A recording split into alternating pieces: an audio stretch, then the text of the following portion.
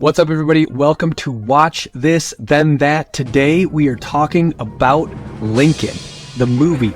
Daniel Day-Lewis absolutely slaying. He's like fine wine. He keeps getting better with age. My goodness.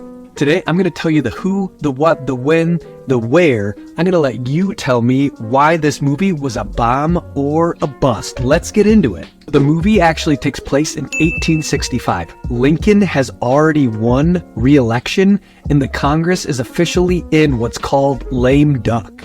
But before we get into the lame duck discussion, we need to talk about 3 key individuals that you need to know more about in order to be the expert while you're watching this movie.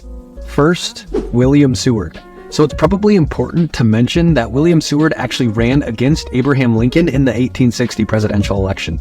They weren't exactly best friends, but you'll notice throughout the movie, William Seward is relied upon by Abraham Lincoln to make some of the most important decisions and important impacts on Lincoln's whole plan.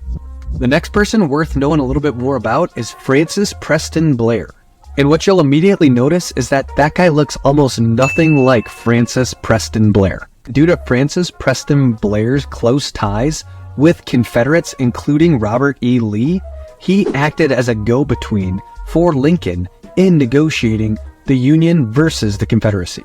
And additionally, Francis Preston Blair was a Democrat, which was a common theme in Lincoln's team of rivals style cabinet and advisors. And finally, Thaddeus Stevens. And honestly, no amount of makeup is going to make you look as tired and stressed out as this guy looks, but he was trying to keep it together during the Civil War, so we'll give the guy some slack. Like the movie portrays him, he is a staunch supporter of abolition, or the freeing of all slaves, in the United States, including the Confederacy. And Stevens was considered a radical for his pushing of the ending of slavery. And in fact, Stevens said about Abraham Lincoln, the greatest measure of the 19th century was passed by corruption, aided and abetted by the purest man in America.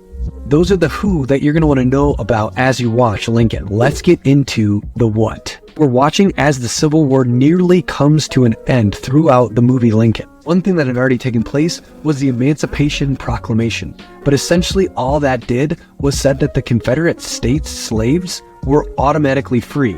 But the only reason that that actually had any weight is that the Confederate States weren't there to decline. It really didn't mean as much as it seems, except to tell the whole nation that slavery would come to an end. And that leads us to the necessity of adopting the 13th Amendment, which outlawed slavery in the United States Constitution.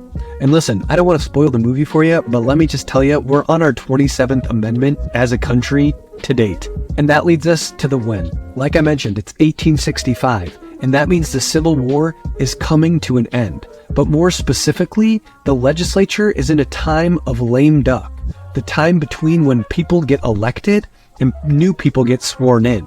The reason lame duck is so important is that the people who lost their election were free to make any decisions that they wanted when it came to voting on the House floor. And that's where the movie really picks up. And last, I'll just mention that, of course, the movie's taking place in Washington, D.C. Go figure. Hey, folks, that's a quick rundown of Lincoln. It's the who, the what, the when, the where. Make sure you comment down below, why is this movie a bomb or a bust? Hey, thanks so much for watching.